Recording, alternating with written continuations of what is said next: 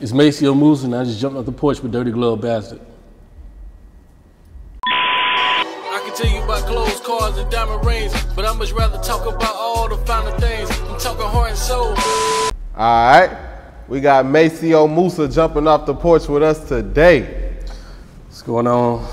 You know, Maceo Musa, this is me. I just feel good to be here, you know. I ain't gonna be too long with it with my intro, but yeah, you know. For sure, for sure. What's going on with you, man? How you feeling? I feel good. I feel grateful. I feel blessed. For real. Honestly, you know, to really be here, you know what I'm saying? Especially just coming from where I come from, you know, not a lot of people, you know, get to not only do the things I'm doing right now, but, you know, just be alive, you know. So, I feel good. That's what's going on. It's a pleasure to have you on the porch with us today. Appreciate it. So how does it feel being in the city of Atlanta versus coming up in the city of Augusta? They were always pretty close. You know, I always tend to travel, you know, frequently, you know, from Augusta to Atlanta. So the difference, I guess, you know, we'll say is, you know, Atlanta has more things to do. But it's pretty much the same. To me, I'll say that, it's the same. For sure. Yeah. So what's some of the comparisons that you would say are the same that people just say, oh no, Atlanta's this, what you like, Augusta got that too? Well, I hate to start with the negative, but about it being rough, it's rough. And you can pretty much relate that to any where you go, really, honestly. But that's for starters, about it being rough. Augusta's stepping it up though with a lot of entertainment wise. So, I mean, other than that, that's pretty much it. Being rough, entertainment, events, people, you know, just things of that nature. That's real. Yeah. So how would you describe your upbringing in Augusta? I don't know. I guess you would say it's normal. Normal in a sense because, like, well, I got to scratch that. Because my normal ain't really everybody else normal. Like, I grew up, I didn't even play sports. You know, I wasn't really skilled in that area, but, you know, I grew up in theater, you know, so it's like that. It was cool, though. Like, my childhood was cool. It wasn't really nothing too painful, too stressful. Yeah. That's real. So what got you in the theater? Damn, that's a good question. Honestly, I just wanted to find what it was that I was good at. And theater kind of coming out, like just going to the stage, being a part of the production-wise, you know, being on stage, bringing a character to the role. I love to be creative like that. It's something like, it's challenging to me. So like, I don't know. I just love it. That's real. Yeah. So what would you say got you in like the acting and shit like that growing up? I just always loved film. It wasn't no particular thing. I just always loved film. Anything like, you know what it was actually? Probably movies. So, prime example, I'll watch like some movie like Troy or some movie like Romeo and Juliet. And just the characters, I would draw like, I feel somewhat connected to the characters. So like, you know, it was something like that. Like, that's real. Yeah. So, where would you say your passions led you after you realized I'm kind of talented with this acting shit? Passions led, it led me just to explore other things that, you know, I potentially could be good at. So, you know, for one with music, but before music it was writing, you know, so like I've always been expressive. So with poetry, you know, that was like really my start, really. So like, yeah, that's what it led me to, honestly. Acting started all that, poetry, the music, the books, you know, 'cause I wrote books too, so like, yeah. The creativity of it all. Yeah. So, do you feel it's harder living the life of a creative? Because, you know, a lot of times a creative person doesn't have the ideal mind of being a 9-to-5 worker, or, you know what I'm saying, I have to pursue this, I have to pursue that. They just like to pursue their art. Yeah. So what would you say is the hardest part about that? Shit. If you being a creative and you broke, yeah, no, this shit tough. Because that's the one thing about it, that's the cost. When you have dreams and especially you having broad dreams, that's the cost. is you got to invest in your dreams. And if you have no source of income to invest in your dreams, then, you know, that's really the challenge, honestly. That's mostly your challenge. For sure. So how did you assure yourself that that wouldn't happen to you? I just made smart investments. Smart investments at a very early age. I listened to people who were already at where I was trying to get to. So it'll be people, you know, whether they're a year or two older than me. I always tend to just soak up game like that. And if they say, hey, well, you need to probably, you know, work a little job here. Like sometimes, you know what it is? You have to sacrifice something. So before you can just jump to like your dreams and stuff like that, you gotta give up something, which means you gotta work. You gotta do what you have to do first before you do what you want to do. So, you know, that's pretty much how that happened. So that's real. How hard was it for you to realize that you have to do what you have to do until you could do what you want to do? It was tough. It was tough because I don't like having an authoritative figure over me. I don't. That's one of the things for me as a creative at soul. I can't do it because I already feel boxed in. I feel constrained. I'm already not happy with doing this in the first place, but I understand that I have to do this. You know, so that's where your discipline come in. But yeah, overall, no, it was tough. It was definitely a tough thing, but I pulled through. I'm good though. That's going on. Yeah. How does your family feel about your creative endeavors?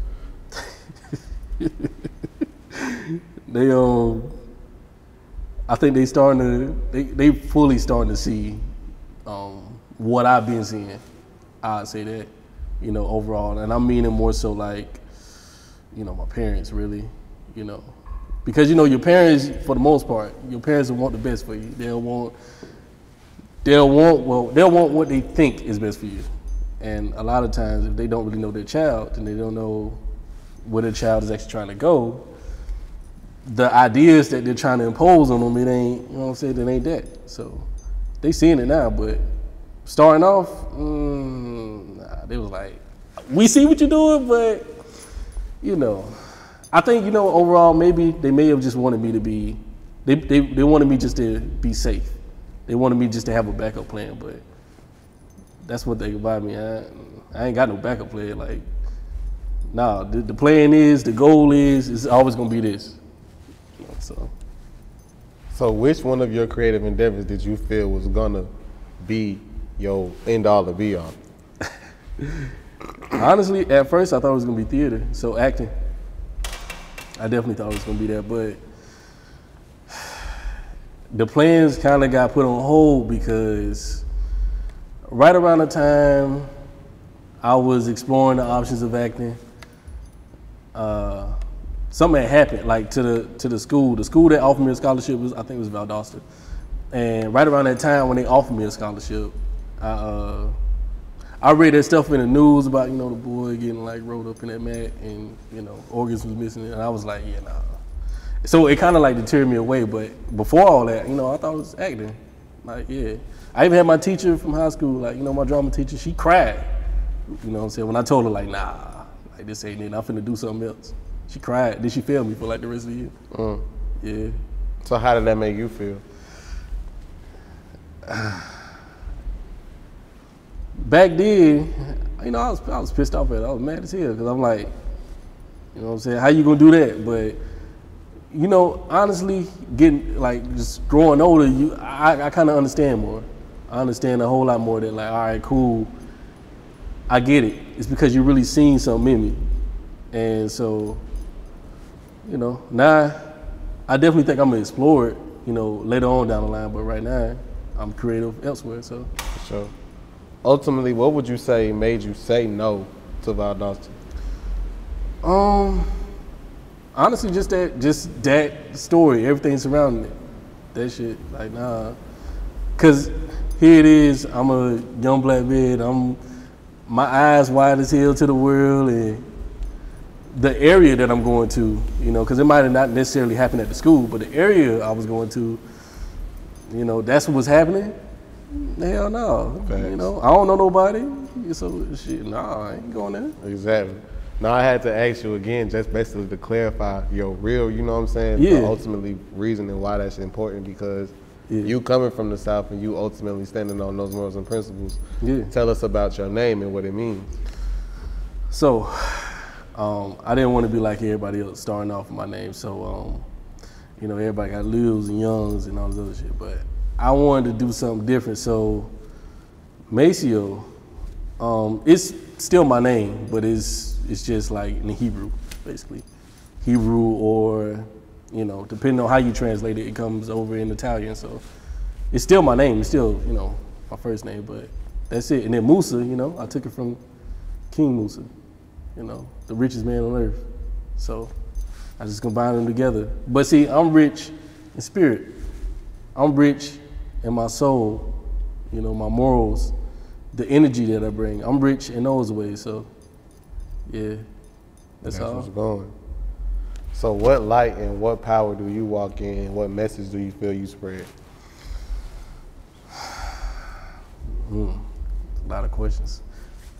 Well, first off, the light I walk in, the power I walk in, to me, is my godly power. That's just for me. The message that I spread is, it's many messages. So it can be like self-love. It can be, you know, messages as far as like, you know, connecting with yourself, connecting with the earth, knowing your history, you know, knowing self, knowledge, all the other good shit. So it's many messages. It could be whatever you make it out to be, really. For sure. Ultimately, that's me though, just living in my godly form. And when I say that, I'm not saying I'm big God, but I'm saying that, you know, I'm walking, living, breathing my truth. Walking, living, breathing what is the truth about me, which is, you know, some moments I'm gonna be fully conscious and I'm gonna be on some cold vibes. I'm gonna do all this. And then some moments I'm gonna be ignorant. Some moments I'm gonna be, you know, very freaky or whatever, but like, all of it's still me. You know what I'm saying? Multi-dimensional, so, yeah. What would you say is your ultimate goal with music? I don't really have a goal. I just love to create music. That's it. I ain't got no goal. Like, I started off, my one goal starting off was to be able to impact a person's life. That was it. I don't give a fuck about no Grammys. I don't care about none of the awards. I don't care about being nominated for nothing. I don't care about no rising, none of this. I don't care. What I do care about though is when people hear my shit, they be like, you know what? Nah, yo, I see your gift. Like, yo, this song right here, this helped me get through this. Like, yo, that's what I care about. So that's my goal, but any other goal outside of that, I don't really have it. What's the most important thing you want out your music career? Most important thing I want out of my music career, just to be able to, well, to still be able to maintain and own everything. That's it. That's it. So before it's, well, when it's all said and done, yeah, just to be able to have those royalties continue to keep rolling this way, so I keep passing them down, and hopefully, you know, whoever comes after me, you know, they can pick up the baton, and they ain't got to necessarily create music, but do something with the benefits of my music, you know what I'm saying? So go invest in your dreams, go do whatever, you know, continue to make a difference. That's all. Real spill. Would you say it's hard to make it out of Augusta? No, not to me, because I'm not chasing the likes of people from Augusta. Like, don't get it wrong, I love my city, but I know what the kind of music I make, I know it's not going to initially crack there. It's just the real. And yeah, you'll get those few people that'll support you along the way, but that's generally how it is with any city. But nah, because in a sense, I feel like I already made it out of Augusta. You know? And it ain't like a slight to anybody who's still trying to, you know, find a way, but I never chased that. I never was looking for that. You know, so that's just me though. So besides music, besides poetry, besides acting, what else are you working on?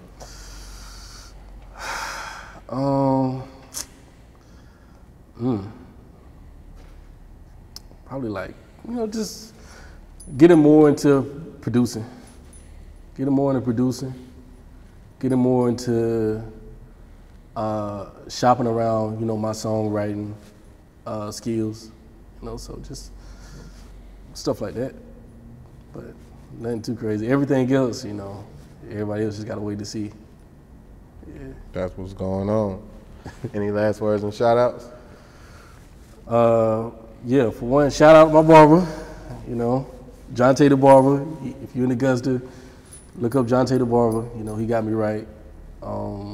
Shout out my brother. You know what I'm saying? That's my dog right there. But and shout out to everybody, who been supporting me thus far. And if you haven't supported me, shout out to you too. If you don't like me, shout out to you too. Because you not liking me, guess what? You inadvertently, you turn somebody on to me anyway, so shout out to everybody, man. I ain't tripping. For sure, man. Maceo Musa, we appreciate having you on the porch with us today, gang. I appreciate it. Bet. I can tell you about clothes, cars, and diamond rings, but I much rather talk about all the finer things. I'm talking heart and soul, all that's hard to change.